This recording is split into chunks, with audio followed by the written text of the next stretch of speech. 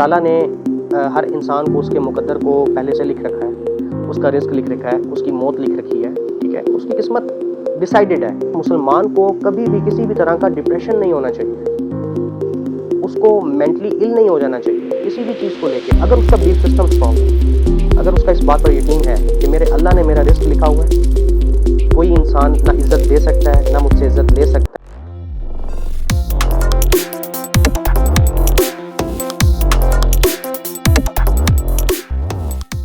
It's a time to signing in Umar first thank you अस्सलाम वालेकुम to all of you. आज का जो हमारा टॉपिक है that is the mental health and stress management. जैसा कि हम जानते हैं कि इंसान को जिस तरीके से एक सेहतमंद अपने जिस्म की ज़रूरत होती है, इसी तरीके से जो हमारा दिमाग है उसकी भी उतनी ही अशद ज़रूरत है एक इंसान को। कि आज 21वीं सदी का दौर है और बहुत तेज़ी के साथ रिफॉर्म्स आ रहे हैं, बहुत तेज़ी के साथ टेक्नोलॉजीज़ जो हैं वो आर्टिफिशियल इंटेलिजेंस का दौर है, बहुत तेज़ी से चीज़ें तब्दील होने जा रही हैं। जैसे आज के दौर के अंदर बहुत सारे ऐसे मसाइल हैं जिस पे पूरी दुनिया बात करने को तैयार है, और बहुत बड़े बड़े मेजर टॉपिक्स में से एक टॉपिक जो है that is the mental health. कि इंसान की जो ज़हनी दबाव है जिसकी वजह से अल्टीमेटली डिप्रेशन कॉज करता है, एंग्जाइटी कॉज होती है, तो उन चीज़ों को टैकल किस तरीके से किया जाए, उनकी क्या वजूहात हैं। तो आइए एक जायज़ा लेते हैं कि किन वजूहात की बिना पे, किन वजूहात की वजह से आज हर इंसान डिप्रेशन की तरफ मूव कर रहा है, और सोसाइटी के अंदर बहुत तेज़ी के साथ ये जो एलिमेंट है that is the mental distortion and mental disturbance, ये बहुत तेज़ी से फैल रही है। इसकी क्या वजूहात हैं और इसके किस तरीके से हम इसको ओवरकम कर सकते हैं, इस पर आज हम बात करेंगे। तो फर्स्ट पॉइंट जो है that is the unhealthy routine. जैसा कि हर इंसान जो होता है अपनी लाइफ के अंदर एक प्लान्ड एक्टिविटी करता है डेली बेस के ऊपर। उसने कोई जॉब पे जाना है, उसने किसी तरीके से अपनी जो प्राइवेट लाइफ है उसको टाइम देना है, ठीक है, नमाज के औकात हैं, उसका सोने का टाइम है, उसका खाना खाने का टाइम है। तो इस तरीके से इंसान का पूरा एक दिन प्लान्ड होता है। बदकिस्मती के साथ आज के दौर में हमारे मेंटल डिस्टर्बेंस की जो सबसे बड़ी वजह है that is the unhealthy routine. कि हमारी रूटीन ही हेल्दी नहीं रही, ना हमारी डाइट हेल्दी है, ना हमारा स्केड्यूल हेल्दी है, ठीक है, रात को बहुत देर तक जागना और सेल फोन्स को यूज़ करना। तो इस अनहेल्दी रूटीन को हम किस तरीके से हेल्दी रूटीन में कन्वर्ट कर सकते हैं, इसके लिए हमें कुछ मेजर्स लेने पड़ेंगे। हमें वॉक स्टार्ट करनी है, हमें कुछ अच्छी किताबें पढ़नी है, ठीक है, हमें अपना जो स्लीपिंग स्केड्यूल है उसको मैनेज करना है। इससे रेलिवेंट जितने भी हमारे मामलात हैं उन चीज़ों के अंदर हमें एक सिस्टमैटिक वे लेके आना है। जब हम एक चीज़ को प्रॉपर एक सिस्टमैटिक वे में लेके चलेंगे जिसमें रैंडमनेस नहीं है, तो हमारा माइंड ऑटोमेटिकली अपने आप को डिज़ाइन कर लेगा उस हमारी डिज़ायर्ड रूटीन के मुताबिक। तो अगर हमने अपनी रूटीन को, डेली बेसिस की रूटीन को अगर हमने ठीक कर लिया, तो ऑटोमेटिकली हमारा माइंड जो है वो रिलैक्सेशन की तरफ जाएगा, उसमें पीस जनरेट होगा और डिप्रेशन होने के चांसेस बहुत ज़्यादा कम है। जो सेकंड टॉपिक है that is the over thinking. Over thinking एक ऐसी हैबिट है जो अच्छे खासे इंसान के मेंटल पीस को बर्बाद करके रख सकती है। एक इंसान, उसकी रूटीन भी ठीक है, वो उसका टाइम स्केड्यूल भी ठीक है, वो हेल्दी डाइट भी खाता है, फिर कहाँ पे जाके उसके मेंटल उसकी डिस्टर्बेंस कॉज होती है। तो उसके पीछे जब रिसर्च की गई तो पता चला वो इंसान सोचता बहुत ज़्यादा है। वो चीज़ शायद उस तरीके से सोचने वाली होती नहीं है, वो पॉइंट उतना डीपली जाके ऑब्जर्व करने वाला होता नहीं है, तो हम उस पे ज़्यादा सोचने लग जाते हैं। And excess of everything is bad. तो अपने ज़हन में कुछ ऐसे ख़्यालात लाना, खुद से ही चीज़ों को अज़्यूम करना शुरू कर देना। और एक बहुत मेजर फैक्टर है कि इंसान जो है वो प्रेज़ेंट के बजाय पास्ट में रहता है, जिसकी वजह से उसकी सोचें जो हैं वो पास्ट में रहती हैं। फ़लाँ ऐसे हो गया था, उस जगह पे ऐसे कर लेता तो शायद ऐसे हो जाता। तो सर ये अल्टीमेटली हमारे माइंड की डिस्ट्रैक्शन, हमारे माइंड को स्पॉइल करके रख देती हैं ये चीज़ें। तो आज के बाद ओवर थिंकिंग की तरफ कभी भी नहीं जाना है, कुछ भी हो जाए लाइफ में। इसी तरीके से जो हमारा तीसरा पॉइंट है दैट इज़ द कंपैरिजन। देखें, कंपैरिजन की बीमारी जिसको लग जाए ना सर, वो लाइलाज है। लाइलाज इस सेंस के अंदर है कि एक इंसान खुद का कंपैरिजन दूसरों के साथ जब करना शुरू कर देता है, तो अपने से ऊपर वालों को तो देखता है वो, लेकिन अपने से नीचे वालों को इग्नोर कर देता है। तो अगर आपने अपना कंपैरिजन करना ही है किसी दूसरे इंसान के साथ, तो आप अपने जैसे ऊपर वाले से कर रहे हो उस तरह से अपने से जो आपसे बिलो हैं आप उनसे भी तो अपना कंपैरिजन करें ना।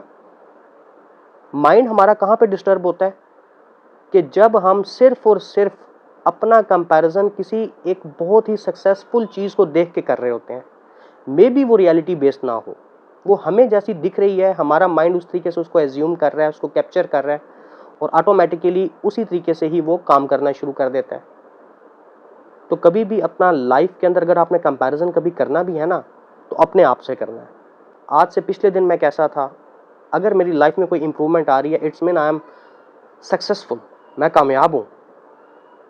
और अगर मेरा आने वाला दिन पिछले दिनों से बेहतर नहीं है, चाहे किसी भी हवाले से हो, चाहे मेरी प्रोफेशनल लाइफ है, चाहे मेरी प्राइवेट लाइफ है, चाहे मेरा मेंटल पीस है, तो इवेंचुअली आप कामयाब हैं अगर आप अपने माइंड को रिलैक्स रख सकते हैं। आप डिप्रेशन को अवॉइड कर लेंगे सिर्फ इस एक छोटी सी एक्टिविटी से कि आपने कंपैरिजन नहीं करना है अपना किसी के साथ। जी चलते हैं अपने चौथे पॉइंट की तरफ, जो कि है नेगेटिविटी। देखें, जो मनफी इंसान होता है ना भाई, उससे कोसों दूर रहिएगा, क्योंकि एक नफी जहन का बंदा एक अच्छे खासे पॉजिटिव माइंड को यकसर बदल के रख देता है अपनी नेगेटिविटी से, क्योंकि उसके पास पॉजिटिव बात करने को तो होती नहीं है।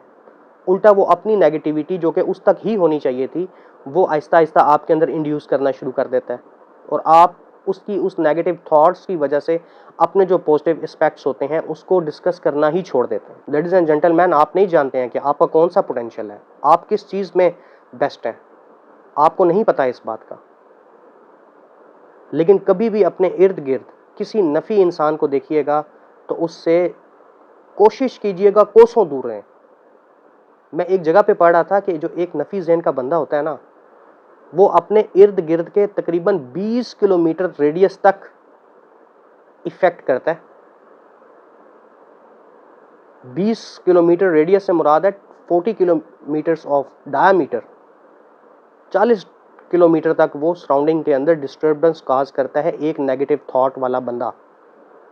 तो सर आज से ही अपनी लाइफ के अंदर से हर उस नेगेटिव बंदे को बाहर निकाल फेंकना है जो आपकी पॉजिटिविटी को किसी तरीके से डैमेज करता है और अपनी बातों से आपके जहन को नफी करता है, आपकी मेंटल डिस्टर्बेंस की वजह बनता है। मूव करते हैं अपने पांचवें पॉइंट की तरफ। पांचवा पॉइंट है दैट इज द मीडिया।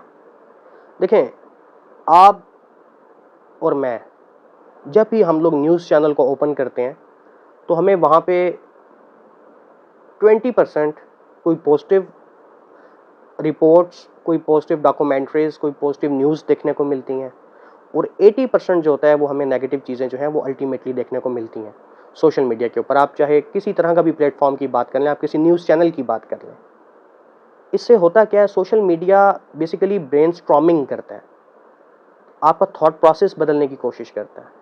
देखिए उससे होता क्या है, सोशल मीडिया की इस तरह की रिपोर्टिंग्स, इस तरह की न्यूज़ सुनने से अल्टीमेटली इंसान जो होता है ना वो खुद को डिप्रेस महसूस करना शुरू कर देता है। मैं इसकी आपको एक छोटी सी मिसाल देता हूँ। एक जवान लड़का 20 साल का, उसको आज के दौर में ये महसूस होना शुरू हो गया शायद मैंने ज़िंदगी में कुछ किया ही नहीं है। वो अपने आप को इस बात पे कोसता है कि मैं 20 साल का हो गया और मैंने आज तक कुछ नहीं किया। सर ये एज उसकी करने की नहीं थी, ये सारा रोल मीडिया का है। मीडिया ने क्या किया, किस तरीके से उसकी माइंड स्ट्रॉमिंग की है, उसको मेंटली क्रैक किया है कि उसको ये बात दिखाई गई, उसने कहीं सोशल मीडिया पे किसी भी प्लेटफॉर्म के ऊपर ये देखा कि 18 साल का लड़का जो है वो 5 लाख रुपए महीने के कमा रहा है। तो सर वो तो ऑटोमेटिकली एक डिप्रेस स्टेट के अंदर चला गया और यही बहुत सारी यूथ जो है उसको शायद लगना शुरू हो जाता है कि हम वो गेन नहीं कर पा रहे जो हमें करना चाहिए था। Everything will comes to you on a right time. सही वक्त के ऊपर आपको हर चीज़ मिलेगी। अपने आप पर, अपने अल्लाह पर, अपने सिस्टम पर यकीन रखिएगा, आपको वो सब कुछ मिलेगा जो एक कामयाब इंसान को मिलता है। लेकिन एक प्रोसेस है, एक स्टेप है, स्टेप बाय स्टेप चीज़ें जो होती हैं वो नेक्स्ट एक इंसान तक डिलीवर होती हैं। तो ये एक टाइम टेकिंग प्रोसेस है, इसके अंदर आपने हिम्मत नहीं हारनी है और किसी को देख के बिला वजह का इम्प्रेस नहीं होना है। इससे क्या होगा, इससे आपका माइंड स्ट्रांग हो जाएगा और आप डिप्रेशन से दूर रहेंगे। इसी तरीके से 6वां स्टेप है हमारा, that is the belief system. देखें, बीइंग अ मुस्लिम, एक मुसलमान को कभी भी डिप्रेशन नहीं होना चाहिए। उसकी एक प्रॉपर लॉजिक है। देखें, जब हमारा बिलीव है ना इस बात के ऊपर कि अल्लाह ताला ने हर इंसान को उसके मुकद्दर को पहले से लिख रखा है, उसका रिज़्क लिख रखा है, उसकी मौत लिख रखी है, ठीक है? उसकी किस्मत डिसाइडेड है। मुसलमान को कभी भी किसी भी तरह का डिप्रेशन नहीं होना चाहिए। उसको मेंटली इल नहीं हो जाना चाहिए किसी भी चीज़ को लेके, अगर उसका बिलीफ सिस्टम स्ट्रॉन्ग है। अगर उसका इस बात पर यकीन है कि मेरे अल्लाह ने मेरा रिज़्क लिखा हुआ है, कोई इंसान ना इज़्ज़त दे सकता है, ना मुझसे इज़्ज़त ले सकता है, तो बहुत सारे मसाइल ऑटोमेटिकली हल हो जाएंगे। तो मेंटल इलनेस की और डिप्रेशन की शायद एक वजह ये भी है कि हमारा आज बिलीफ सिस्टम उस तरह से नहीं है जिस तरीके से होना चाहिए था। उम्मीद करता हूँ आपको हमारा ये आज का टॉपिक बहुत अच्छा लगा होगा। अगर आपने अभी तक हमारे इस चैनल को सब्सक्राइब नहीं किया है तो काइंडली हमारे इस चैनल को सब्सक्राइब कर दीजिएगा। It's time to signing out. Umar Faaz saying you अल्लाह हाफिज़, फी अमानिल्लाह, बाय बाय।